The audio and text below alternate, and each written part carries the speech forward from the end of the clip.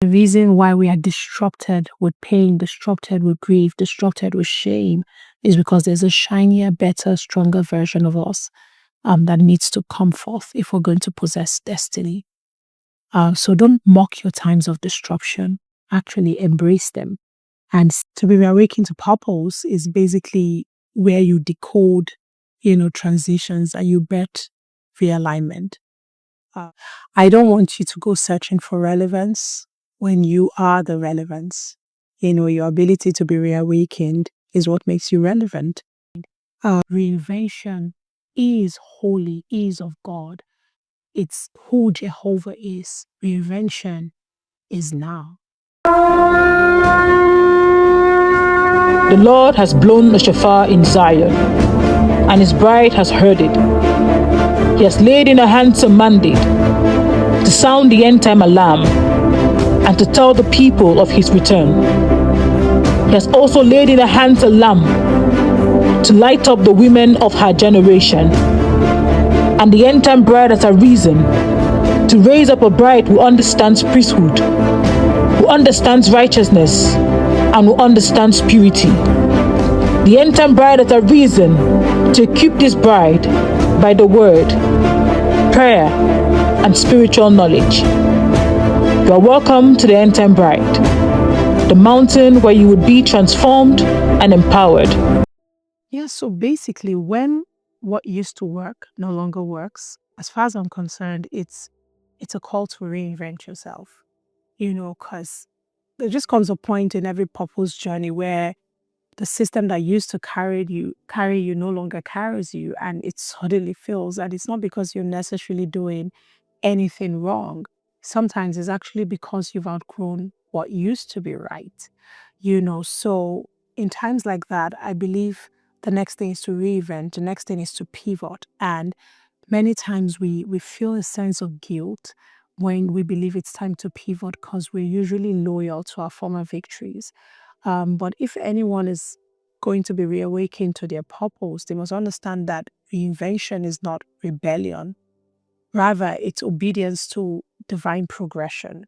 And at every point in time, I believe we're called to make progress according to a divine blueprint, according to a script that has been written concerning us. And so you look at things like Exodus 16, and in Exodus 16, we see there are different circumstances with the children of Israel, but at some point manna ceased, and manna in itself was a divine system. But one day it stopped falling because the promised land doesn't run on wilderness protocols.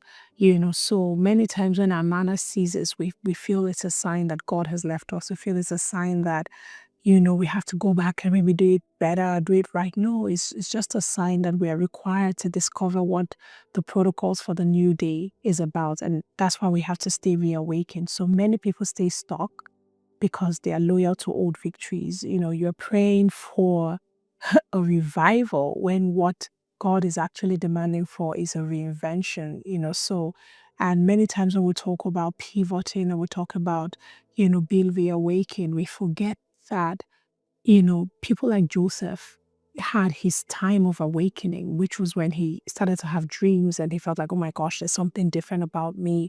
I'm called to be separate from my brothers. And the symbol of it was his father's endorsement by giving him a coat of many colors, and he wore it proudly.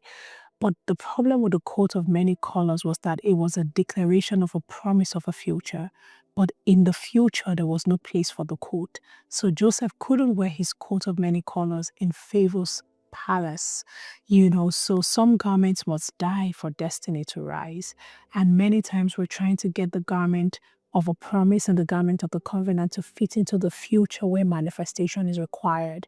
Many people spend so much time talking about their prophecies and talking about the promises, but actually never manifesting what was prophesied and what was promised. So I would say to anyone who needs to be reawakened that purpose isn't static. What used to be your identity might now be your limitation, and for many people, this is the reason why they actually never come into the fullness of who they're supposed to be and what they're called to be. So if you're in business or in governance, or any sector, reinvention separates people. It separates you. It separates relevance from relics.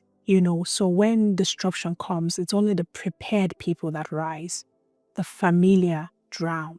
So my question is, are you too familiar with where you're coming from? Are you too familiar with where you've been? Isaiah 43 says something to us from verse 18 to 19. It says, forget the former things. Do not dwell on the past. It says, see, I am doing a new thing. Our problem is our inability to see, to perceive, to sense the new day. We're so stuck in what we're used to that we don't have the capacity to see that something new is here. So it's time to stop dragging yesterday's tools into tomorrow's terrain. Reinvention is holy, is of God. It's who Jehovah is. Reinvention is now. Oh, I really like this one. I absolutely love this particular question, because it's something I've had to handle a lot as a leader, of people who are born in this generation. Somehow, this generation is so acquainted with ease that the slightest challenge, makes them just want to run away. And I want to say to anyone listening to me that is thinking about a reawakening that for you to truly enter your purpose requires environments that stretch you. So when people fight stretching, I fear for them, because nothing new is ever born in comfort, or in convenience. You must be stretched. So if your environment doesn't challenge you, it can't change you. And without change, purpose cannot evolve. It's that simple. So the challenge of your environment is important for your reawakening. I mean, let's think about it. Like Joseph's brothers hated him. Potiphar's wife lied. The prison tried to break him. The prisoners forgot him when they came out. But each place stretched him for the palace. Just because your current environment doesn't look like the promised future, it doesn't mean it's not playing a role, in the grand scheme of God's will. So your capacity to see that the stretching of the environment is literally the womb that is producing the future that you desire is what changes the game. So purpose actually needs pressure.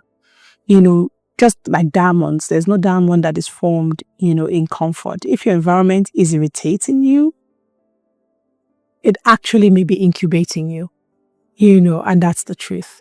So do not take irritation to mean that God is absent. Neither should you call every irritation a toxic environment. So the irritation is actually showing you your limitation in patience, your limitation in grace. Sometimes it's irritating your intellectual capacity. And all of a sudden you're like, but I used to shine like the star. Why are they making me seem like a dull person? Probably you were not that smart after all. So if it's irritating you, it may just be incubating you. So Moses was trained in Pharaoh's house. That tension of being a Hebrew in the palace of an Egyptian king was actually what made him a deliverer. Because for every day he had to listen to them talk about the Israelites like dogs, something was being stirred up on the inside of him. And when he became 40, he could no longer take it. He's like, this is the time. I need to deliver my people. So that tension basically what made him a deliverer. So God will often plant you in hard spaces. And that hardness is what sharpens you. It makes your voice sharp. So when people hear you and they're like, oh my gosh, everything he says, everything she says is so, it's actually because of the hardness of the environment. Your purpose is not pampered into power. That's one thing you need to understand. You don't pamper purpose into power. It doesn't just give you power simply because, it's actually pressured into power. That's one thing we have to understand. So I have learned to embrace pressure. I have learned to embrace constraint as part of God's tool in reawakening me into my purpose. And this is why Isaiah 54 verse 12. It actually says, enlarge the place of your tent, stretch your tent curtains wide. It says, enlarge the place. It's an instruction to you. So God will try to enlarge you, but you need to agree for you to be enlarged. You need to agree for your tent places to stretch. Because if you pray for a future that's bigger than you today, do you have what it takes to accommodate that future? So wherever you are, maybe you're a leader, you're a builder, I just want to say to you that true leaders, they never wait for comfort. They actually respond to the stretch. It's part of the hallmarks of being a good leader. So the gap between where you are and who you must become is growth, your ability to stretch, your ability to receive the constraints as a tool of heaven to build you up into the man you're supposed to be. So please just stop fighting the stretching. Learn how to expand, using the dimensions of wisdom to keep yourself in accuracy. Yeah, because I usually say to people that purpose is not a destination you arrive at, but it's a daily decision you make in the direction of the will of God for your life. Because people usually get stuck at trying to find purpose. Like purpose is, oh, I'm called to be a mechanic, or I'm called to be a doctor. But I feel beyond a label or beyond a singular definition, it's all about a series of decisions you make. So purpose is not a one-time discovery. It's a lifetime awakening. I would say to you, you don't find purpose once and for all. You awaken to it again and again and again and again. So people come into different seasons in their life where all of a sudden it feels like a former definition no longer fits into the stirrings of the present. And so they are being stirred up to do certain things, or they are getting inspiration from God to be in a particular manner, and they can't seem to fit it into the box of yesterday's definition, and they feel like they've lost purpose. But purpose is progressive. Think of it like a software of some sort. So you need updates to keep functioning. Joseph's purpose was redefined in every season of his life. There was a time when he was a son, another time when he was a servant, another time he was a prisoner, another time he was a ruler, and the next day he's a father of a nation. So imagine if Joseph was stuck at being favorite son. He never would have been able to be the person he was called to be. It was in the mercy of God that God literally shifted his physical location so that he could discover the part of him that was called to be a servant and the part of him called to be a ruler. So when you talk about purpose and you talk about reawakening, if you don't allow God to reawaken you, you will misdiagnose divine transitions as personal failures. And I have seen people do that several times when, the transition is literally divinely inspired by God. So sometimes they have to change relationships or change jobs or, change location, and they feel like, oh my gosh, I failed and that's why I lost this or I lost that. But misdiagnosis, is usually the cause of lethargy and stagnation. So don't misdiagnose a divine transition and call it a personal failure, because many people get stuck because they are loyal to expired assignments, and people don't know that an assignment can expire. And so sometimes when I'm building, I tell my team, I'm like, I don't know how long we're going to do this, or I don't know how long I'm going to be the one to carry this. You just have to get comfortable. If you're going to be reawakened to purpose constantly, you have to get comfortable with handing over certain things, comfortable with walking away from things which you probably built in a season, and you built it with a sense of conviction and strength and vibrance. And all of a sudden you have to walk away from it or hand it over to someone, because there are times when assignments can expire and, you've lived out your part and you give it to another generation or to someone else. So Moses at 40 tried to deliver Israel by his strength. He went against the Egyptian and he failed. But at 80, he was reawakened to deliver the people by God. And so sometimes we fail at some things when we try to execute it in our strength, or, we thought it was the time and it didn't work. And when God starts to call us back to that same thing, we're like, oh no, it can't be. I tried. It didn't work. But maybe this is the season where God is asking you to go start up that business again, or God is asking you to go reawaken that marriage, or go reawaken, that group of people, or that ministry. Reawakening is not weakness. It is evidence that heaven is still investing in you. It's not weakness. It's just a proof that, in the eyes of God, He's not done with you. You have not expired. Heaven still sees you as a profitable venture that heaven wants to, to invest in. The Bible says in Proverbs 4 verse 18 that the path of the righteous is like a shining light, and it shines brighter and brighter, unto the perfect day. So the way to see your purpose is as a light that still has room for further, shining and further brightness. But many times we get stuck at the brightness of our previous light, the brilliance of yesterday's lights, that we don't see that there's a room for brighter and brighter. And many times people get comfortable with the brightness of our light. And when we're trying to shine brighter, it's like, oh, why are you trying to do that? You're good enough this way. But the Bible says you go brighter and brighter. So get comfortable with, increased brightness and brilliance coming out of you. In every career that you are in, every career and leadership, the greatest achievers are the ones that don't get stuck in past definitions, but they allow reinvention to become the rhythm of their lives. After a while, when people look at you, they can just see it is in cycles, and it's like a pattern of consistent reinvention. These are usually the greatest achievers. So if you've ever been feeling misaligned or feeling like God is updating your assignment, please don't resist. Be reawakened to purpose.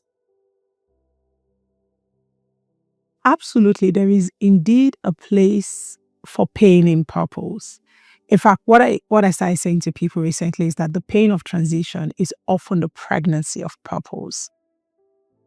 I have never seen anyone who came into a full realization of who they were called to be and didn't have to process that realization through pain. Because it's almost like pain empowers us to separate the noise from the substance. And when you're going through pain, you barely have enough strength to process anything that isn't really substantial in terms of your purpose, that it just makes what is real clear to you. If it hurts, check again. You may not be dying. You may just be birthing. So just check again. And I have been there several times in my life and several times in my journey where I felt like, God, this is going to kill me. And God is like, no, it's not going to kill you. It's going to multiply you. So transitions can be painful simply because they dismantle what no longer serves you.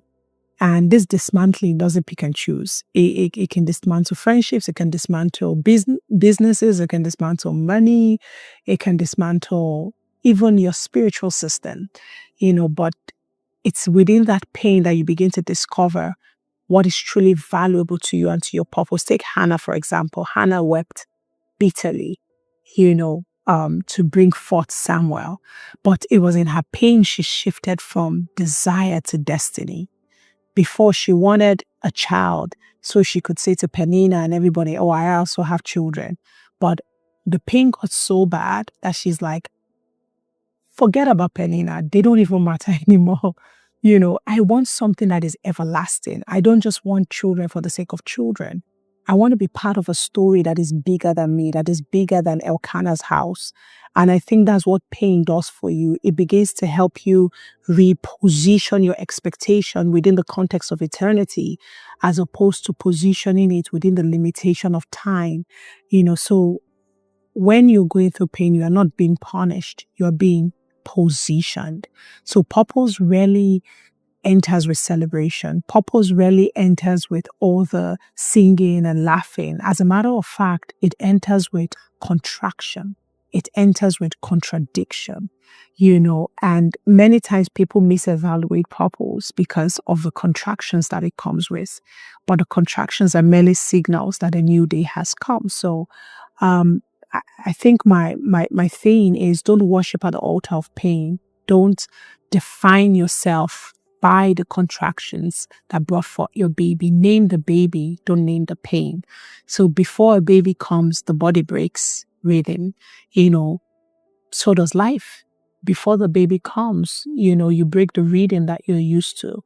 Everything that you once controlled, you no longer have control over. So the most violent shaking often precedes the greatest revealing. So when you're going through like the most violent shaking, just know that you're about to discover something new about yourself, something new about your life, something better about your future. To be reawakened is of the Lord. Is of the Lord. A woman discovers something new about herself when she goes into labor. When she goes into labor, when she gives birth, before the pain even comes upon her, she realizes that, yeah, I can be more. And this is pretty much what Isaiah 66 was saying. Isaiah 66, verse 7, I believe it says, before she goes into labor, she gives birth. Before the pain comes upon her, she delivers a son. What does that mean? It means that even though it's painful, and sometimes we're like, God, why did you let this happen? God often signals us. We get a sense in that it's coming. It is actually never really a surprise. So handling pain and stewarding transitions is not about the present trouble. It's about making a culture of trusting the signals that heaven is giving to you. Because before the labor comes, you already know that it's coming. So you give birth not only during the labor, but even before the labor, agreeing to go through the pain. So pain is often purpose in disguise. That's the way I see it. I will say to you, don't quit. Just interpret the contractions as a new day. Whenever the contractions come, I say to myself, I was like, heaven is counting down. Heaven is like, okay, 5 millimeters dilated, 8 millimeters. Oh yeah, she's about to bring forth. So I see pain as heaven's countdown, as heaven's system of declaring that she's about to come forth. So I'm just going to say to you, your tears may be your final push before divine unveiling. To be reawakened to purpose is basically where you decode, transitions and you bet realignment. I have been here. I've experienced it. The role that trauma plays in bringing you into purpose. And the truth is, a lot of people have been traumatized and they don't even see how it has a way of either, turning them away from God's will for their lives or empowering them to actually do it better. And I have said to a couple of people that there is always a hidden you. If you've gone through anything like deeply traumatizing or painful, there is a hidden you that is buried beneath who you basically had to become to survive. And sometimes, the way someone described it to me, the person said, in this season of, just trying to live through life despite what I've been through, happiness sounds like an echo. And even though I'm in a room, I'm laughing, I'm talking to people, the person who used to have like a childlike joy and laughter sounds like a distant echo. So it's like the person buried beneath.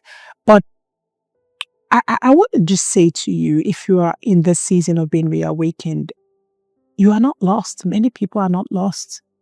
They are just layered. That's the way I see it. And many times when people are like, oh, I feel lost. No, I'm like, you're just layered. You're just like hidden under layers of survival, layers of, desperation and, hope for the new day. So the layers, people are buried beneath trauma and expectations or the lack thereof, buried under performance. But where is the real you? Because the person that needs to be reawakened is the real you. Now, survival makes you build identities that merely serve function, but not destiny.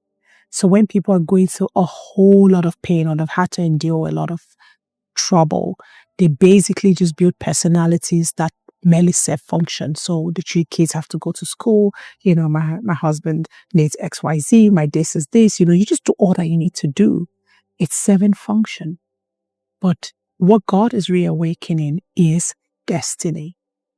I want to say something. Jacob wore Esau's clothes just to get a blessing.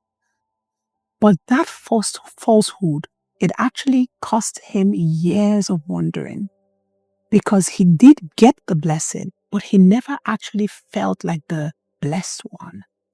He always still used like tactics to maneuver his way to get stuff in Laban's house until he got to Peniel and he realized something is off with this blessing. I know I have it, but why am I still fighting? Why am I still worrying? Why am I still running? I'm still being chased. I'm still being accused of all kinds of things. And it's actually because reawakening is a call to shed survival masks. Many times we have perfected functioning and we increase and we prosper, but we prosper with the mask of survival. So to be reawakened, I'm not talking about making more money. I'm talking about shedding the masks of survival. The prison that Joseph survived had to release the ruler Joseph was called to be. So he was locked as a prisoner, but he was released as a ruler. And sometimes the things that happen to us seemingly lock us up, but if you would present your pain to God, it will become one of the greatest profiting tools in your life, as opposed to becoming a trauma that reduces you or reduces the scale of your destiny. So there is a you that's waiting to emerge. It cannot rise in pretense. You have to wake up and face the reality of who you actually are called to be. Stop contending to function. Stop contending for the things that you can gain without the force of destiny. Rather, contend for who you're truly called to be. You don't want to arrive at success and not be able to find yourself. In Ephesians 4, I think from 22 to 23 says, put off your old self and be made new in the attitude of your minds. So it's actually possible to put off a part of you, like a personality, like a cloth, but many times we don't know how to find the safety that empowers us to put it off. From wherever you are, maybe you are in business or whichever industry, I just want to say to you, you cannot lead authentically if you're trapped in performance. Identity is your most powerful asset. I get that all the time, where people feel like as an apostle, I should be a certain way, or as a businesswoman, I should present myself a certain way. And I say to them, I need to remain authentic. I cannot lose myself in the midst of a changing world. Who am I going to be in 10 years' time when the world doesn't even know what it is about? So your identity is your most powerful asset. To lead authentically, don't get trapped in performance. Actually, it's something that people talk to me about many times. Okay, Apostle Isi, I have missed my timing. What do I do? I was called to do this, I was called to do that, but I've missed the timing. I will say to you, you are not too late. You are just recalibrated. And the reason why is, the person we work for, our boss, is literally the Alpha and the Omega. So if you've got any time issues, I wouldn't believe it's something that he can resolve. I think that in the kingdom, there's no such thing as too late for someone who is truly submitted to God and is willing to make the sacrifice to see the hand of God move in their lives. There is only what I call unrealized timing. And many people actually get into that phase of unrealized timing when a day opens up to them and they don't know that it's their time to be called up, the time to move forward. But in the mercy of God, you have the opportunity to revisit cycles. You have the opportunity to revisit certain lost opportunities. And this is part of what the blood of Jesus came to do for us, to give us access into the eternal power of God that through mercy can enable us revisit an opportunity that was lost in a time of unrealized timing. So for example, God called Moses at 80. Who starts a new thing at 80? So you realize that purpose actually doesn't expire. it just evolves. That was exactly what happened to Moses. At 40 was when he came to realization, but he didn't execute it the way he was supposed to.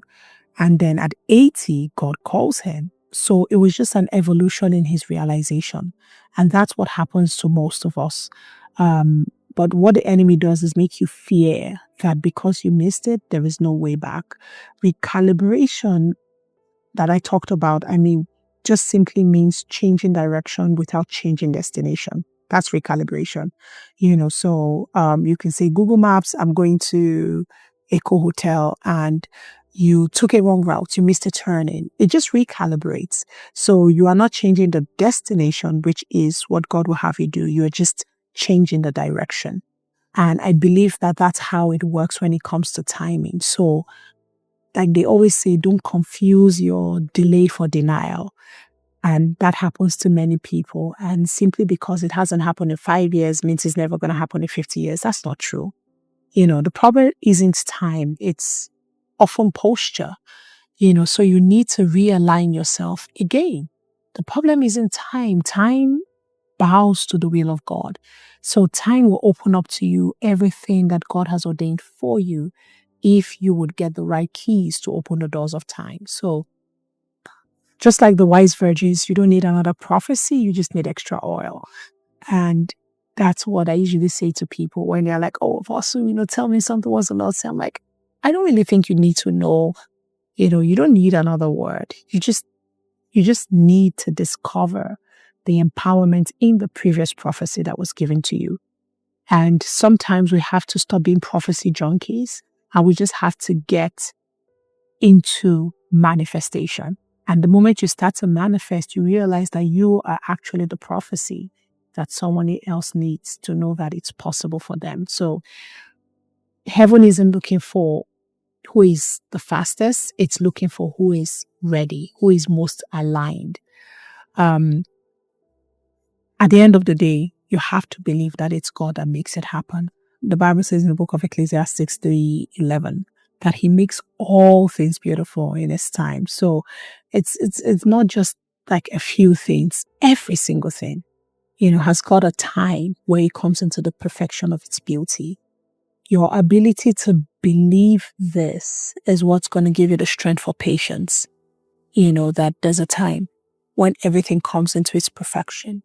So when you talk about purpose, especially when you're a builder, you have to take note that timing, when it comes to purpose, is like timing in investments. It's not about speed, it's about strategy. That's how investment works. It's not about, I put it in, so in 4 days. No, it's about strategy. Where do I put it? Over XYZ period of time. How does the market evolve? So it's about strategy. So recalibration is how you protect destiny. That's basically what I'm trying to say to you. Recalibration is your strategy for destiny. And this is how you protect it. So you're not left behind. You are merely being summoned by God, summoned, to recalibrate, summoned to reignite.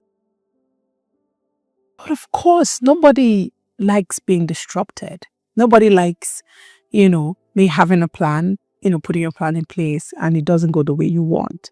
But the thing is, just because there's a disruption doesn't mean God is not at work. As a matter of fact, what I say to people is that divine disruptions is actually God's way of breaking the flow to rebuild the form.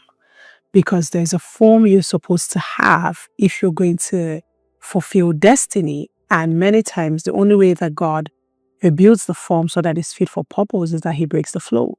Not every interruption that you experience is actually an attack. Some of them are just divine disruptions. Because many times when things don't go the way we want, we're like, oh, Satan's attacking me or this is happening. But sometimes it's not Satan,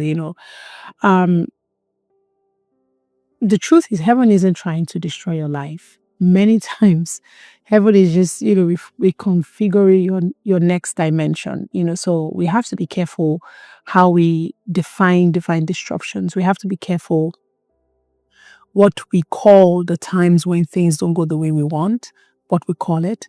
Don't give the enemy the power that he doesn't have. by saying that every time there's a disruption in your life, it's the devil. It's not always the devil. It's just heaven's way of, rebuilding you, remaking you so that you're fit for purpose. I mean, think about it. There are two guys in scripture with the same name who were divinely disrupted. Saul, number one, he's going to look for his father's donkeys, and there's a divine disruption that happens. He goes to Samuel's house, and instead he's ordained to be the next king of Israel. That's a major disruption. 1 minute you think you are a shepherd in trouble, and the next minute you are a king over a nation. That was God's way of introducing him to the next dimension of himself. The same thing the other Saul. He's making his way to Damascus, but it took a divine disruption for Saul to be introduced to Paul. And that's how God works. He would come in the middle of the things that you have ordered. And through the disorder of heaven, you come into the order in which you are able to carry inheritance. So divine disruptions feel like chaos, but they are actually God's construction in disguise. Many times, when we lose things, we are like, oh, Satan did it, but it's actually God reordering. When Jesus disrupted the life of Peter and he said to me, follow me, a fisherman's routine was greatly disrupted, with just one instruction, follow me. And that instruction changed, the heavens and the earth forever. What you are calling an interruption in your destiny is actually what the heavens need to birth the new season over the earth. So don't mock disruptions. Don't mock sudden changes. If your flow is breaking, it's probably because your form is evolving. And that's what we do. When our flow breaks, we adapt. That adaptation is actually the way in which God rebuilds us. So you can't walk into destiny with systems that are built for comfort, systems that are built for routine, systems that are built for culture. You don't enter destiny like that. So you must make room in all your systems for disruption. If it happens, what am I going to do? How are we going to pivot? I mean, think about it even in business. Market disruptions is what builds future empires, Divine disruptions build future destinies. That's the way it works. So without disruption, you never get to know what a location, what an organization, what a generation is capable of. And if you think about Isaiah 58 verse 10, it says, see, I have refined you through and through. I refined you, and though not as silver, I have tested you in the furnace of affliction. So many times we're tested in the furnace of affliction.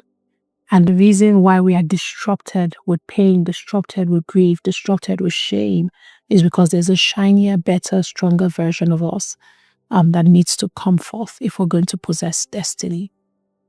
So don't mock your times of disruption. Actually embrace them and see them as a signal to rebuild and to, just gather yourself for a greater future. So in case you are listening to me, do you feel like you're being disrupted? Don't run away. Don't complain. Just reawaken to purpose.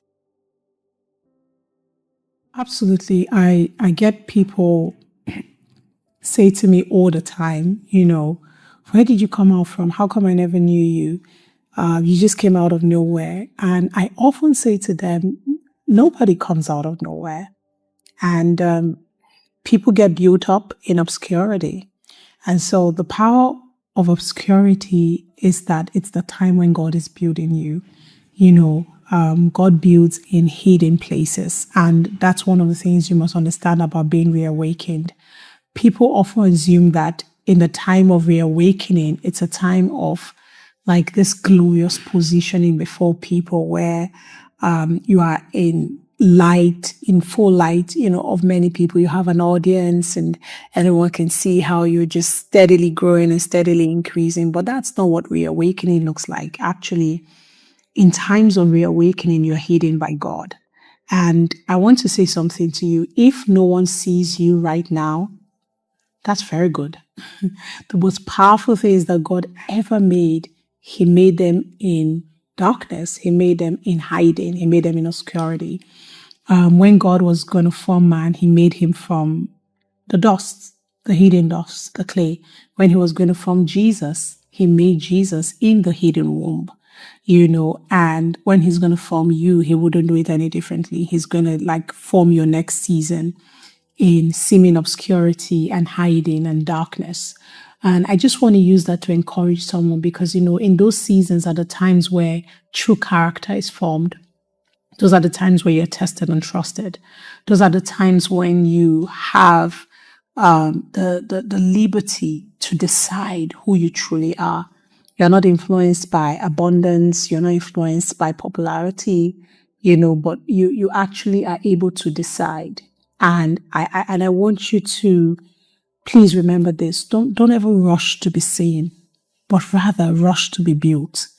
Many people step out too quickly. Many people move before their timing, move before completion, and believing that the applause of men and the celebration of the congregation is the proof of the hand of God.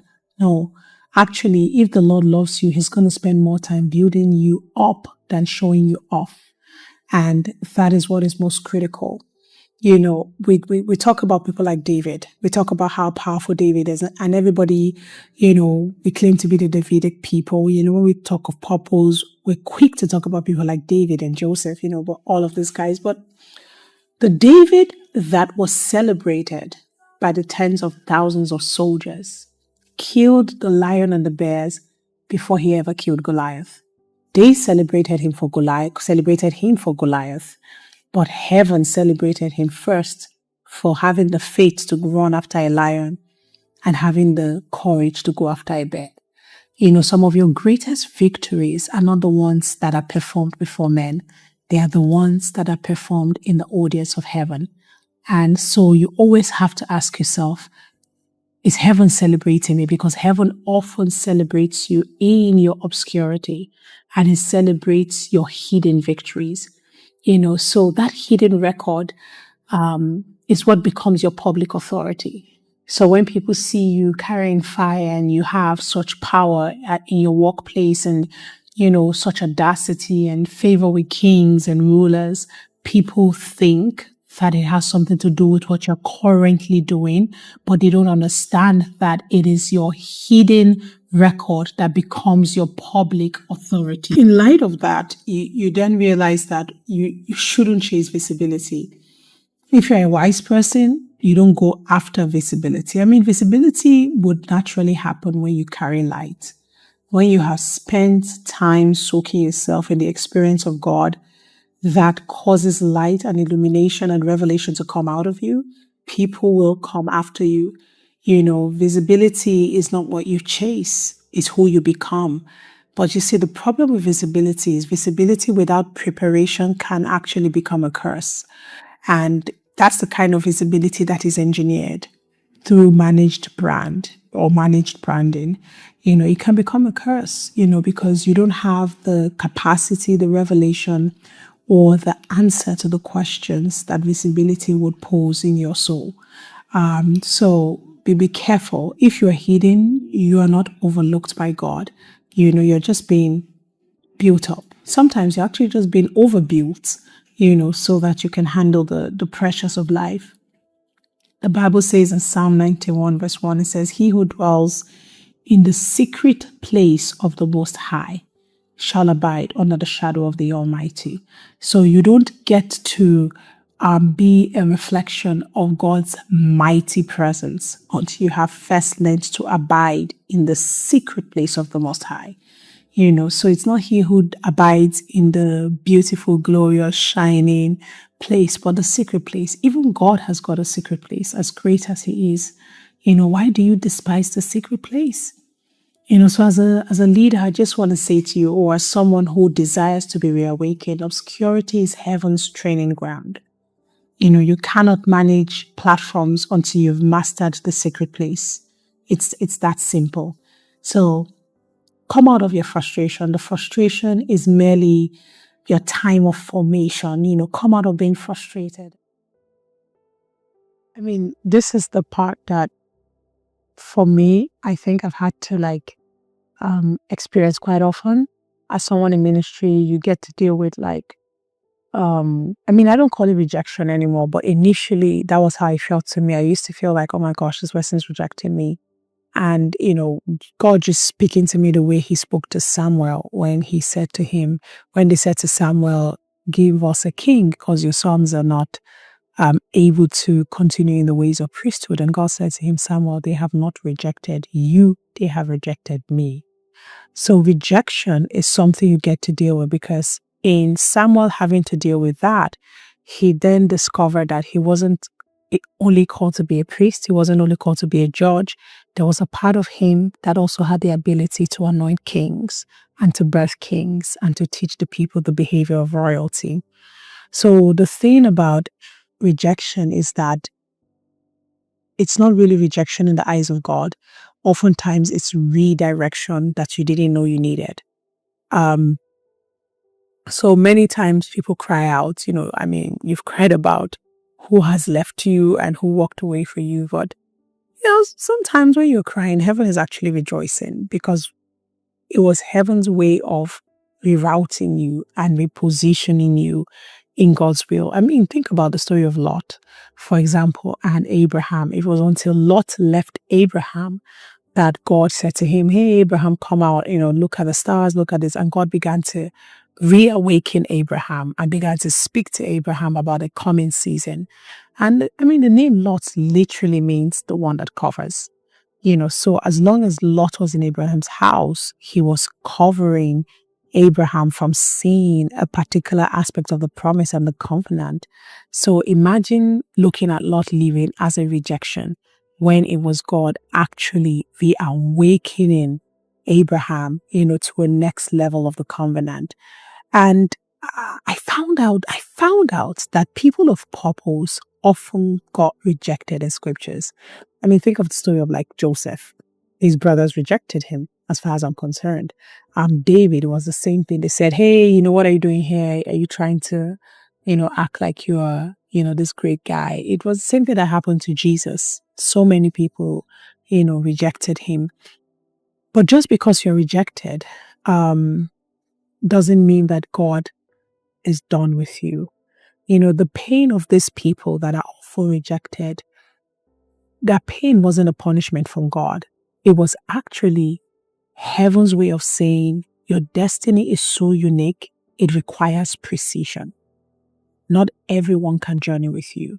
So when you go through rejection, I found out that it kind of strips you of dependency and it positions you for dominion. The times that certain people walked away from me, it forced me to find another solution. It forced me to look inward and to discover that I can do this. There are some people that the thought of them actually leaving me terrified me. But the moment they did, it dawned on me, I can't survive. The system can't survive. Everything in my life can't survive without this person. So it strips you of dependency, and it's kind of like David, his mighty men saying to him, oh, David, how could you do this? And they wanted to stone him. That was a major time of rejection for David. But Bible says David encouraged himself in the Lord. So he found a new level of the presence of God in the midst of the accusations of men.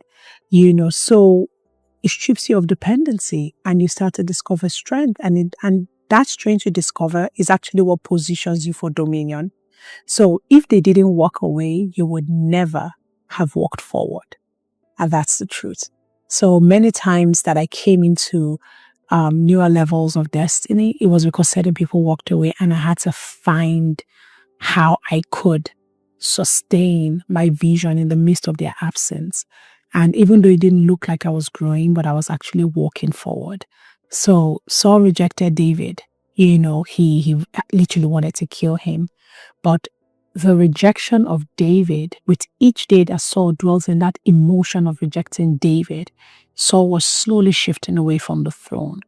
So what people don't know is when you reject covenant destiny people, You are pulling yourself away from being part of the manifestation of that covenant. So it's not just about being rejected. You have to be careful that you're not rejecting the right people. So God doesn't just remove your enemies. Actually, I found out He uses them to redirect you. So even your enemies are not wasted. The Bible says in Psalm 18 verse 22, it says, the stone that the builders rejected has become the cornerstone. If it was the builders that rejected it, who made it the cornerstone? The builders are literally the ones building. And they said, oh, we don't want to use the stone. Who then picked it up and went and positioned it as the cornerstone? That's to tell you that there is always a much higher builder than the obvious builders. So when the obvious builders in your life reject you, call for the divine supernatural builder to position you. So as a leader that is listening to me, rejection reveals what you were never meant to be attached to. That's what it does. Use it as foil. Don't carry it around as a wound. Okay? So stop saying you're broken, because you're not broken. You're just being rebuilt. One of the questions I get asked very often is, how do I recognize a new season? And how do I let go of an old one? And I think this is a very crucial question when you're talking about reawakening, because you cannot walk into a new season still negotiating with an old one. Seasons require sacrifice. That's the way it happens. To open the door to a new day, to open the door to a new season, you need to make a sacrifice. You can't carry the baggage of yesterday into tomorrow's possibilities. Neither can you carry certain people from your past, into tomorrow's inheritance. So being able to discern when the times have changed and the season is new is extremely important. So a couple of things that I think you should know that will be very helpful to you is, number one, every new season has a sound. Every new season has a stretching. Let me explain what I mean by sound. Sometimes certain things are reoccurring, sometimes in patterns, in numbers, in conversations, sometimes even in colors. It just keeps reoccurring. And all of those things put together is like the sound of the new day. So when you view all of those things through prophetic lenses, you begin to realize God is saying something. They all kind of form like a rhythm. And when you combine it together, it's like a symphony announcing to you that a new day has come. So being able to discern the sound of a new season is very critical. One thing that God said to Elijah, He said, go to Zarephath. The brook had dried up at this point. It was time to move on. Another way in which you can tell that a new season is coming is that the brook dries up. Manna stopped when they had to enter the promised land. Water stopped coming out of the rock. Pillar of fire disappeared. What they had experienced for 40 years had been the reality of an entire generation. A generation born in the wilderness did not know any other source of light. The only source they knew was fire, fire, fire. And all of a sudden it disappeared. That is shocking to anybody, but that was a sign from God that it's time to leave here. Many times we're trying too hard to revive a dried brook, and we end up wasting our time, and it keeps us in this demonic cycle of disappointment because you want the brook to produce for you.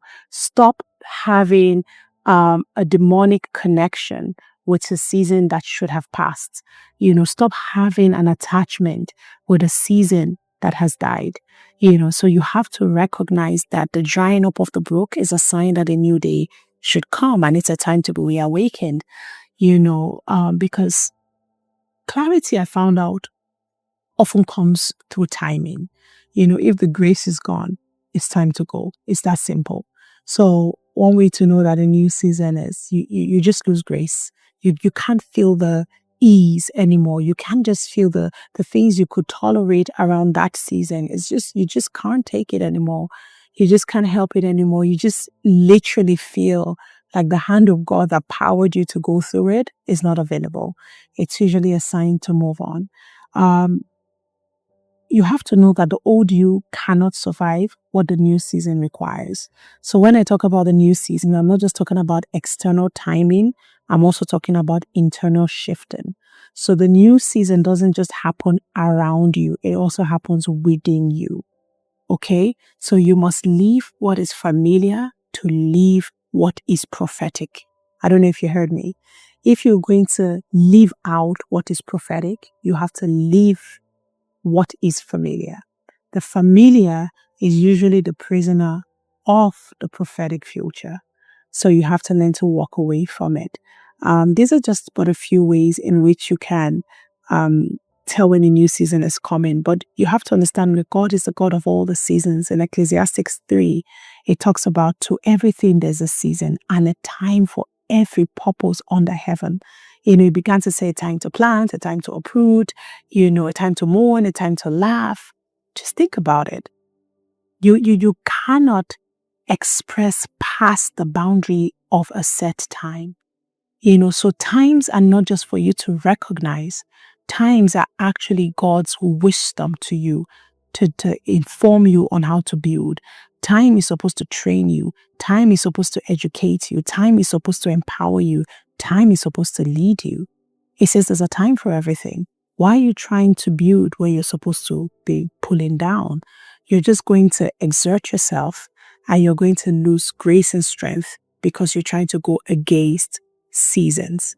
So I say to the strategist on the inside of you that knowing the right season is actually more important than having the right strategy, because misplaced timing absolutely kills divine intervention. So let's go on this journey together. I want you to say yes to your upgrade on how to handle seasons. I mean, the thing about reawakening is you have to understand that you're not being reawakened for yourself only. I mean, many times when we're going through problems or circumstances, and we're seeking for a reawakening, it's actually because of the things that we believe it will resolve for us, or the many ways in which we feel it will bring clarity to our lives, our futures, our destinies. But you just have to remember that many times your reawakening is not about you. It's about future generations. It's about people. And when you think about people like John the Baptist, I mean, he was awakened by God. He went into the wilderness and he was praying and preaching from there. But it wasn't just about John. John had to be a forerunner to Jesus. Look at everybody. Moses' reawakening wasn't about him. It was about the future. David's reawakening wasn't just about him. It was about securing a throne that will become an everlasting throne through which God will reign. And, so there's always that element where the reawakening is not just about you. Your ability to see this completely changes your heart towards the sacrifice that is required for the process. So you have to remember that you are the answer to a question this generation is asking. There are many questions in the hearts of people, and sometimes God doesn't just give a direct answer. He causes a man to leave out the answer. And that's why you are being reawakened. When you think about the problem in this generation right now, and in your name is heaven's response.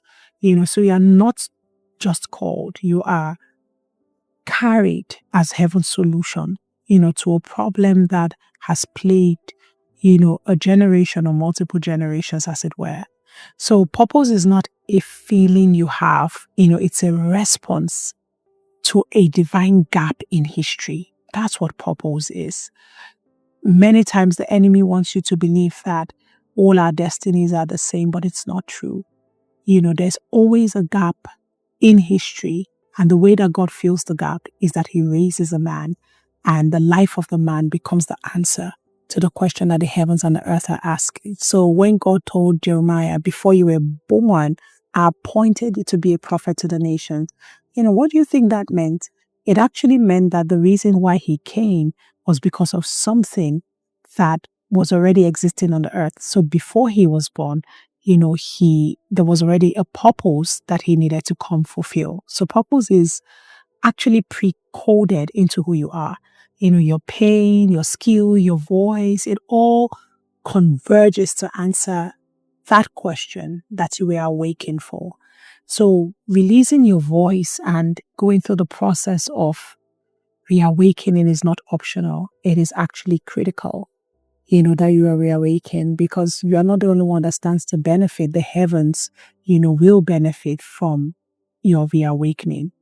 Allowing your voice go forth is a divine assignment, that you have been given. So until you show up, a region may remain in famine, just like the Bible says concerning Joseph. The Lord gave a word, but the word of God did not come to pass until he first tried Joseph.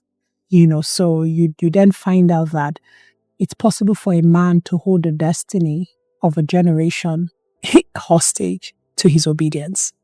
And that's what happened with Joseph. Joseph had to be tried, for the word of the Lord to come to pass. Reawakening is realizing that you are not random. You are actually a revelation of God. You are not random. You are a revelation. This is what it means to be reawakened. Romans 8:19, all of creation is waiting for the manifestation of the sons of God. You are a son of God. All of creation. So it's not just your brothers and your friends and your father and your mother. All of creation, the heavens, the earth, the planets, all the systems, the sun, the moon, the stars, because man was made from the earth. Adam was made from Adamah. So Adamah is waiting for Adam to come into the revelation of the fact that when you are reawakened, they are reawakened. If you are a leader in a marketplace, in every system, crisis basically reveals a gap. That's what crisis does. So who is the leader? The leader emerges because the leader brings forth the answer. The leader becomes the answer. So the crisis reveals the gap, but the leader is revealed by becoming the answer to the gap. So purpose is basically your platform to respond to Earth's crisis. I don't want you to go searching for relevance when you are the relevance. Your ability to be reawakened is what makes you relevant. Thank you very much, Enten Bride, for watching up to this moment. I pray you have received grace and power to go forth and to conquer your world. See you in the next video.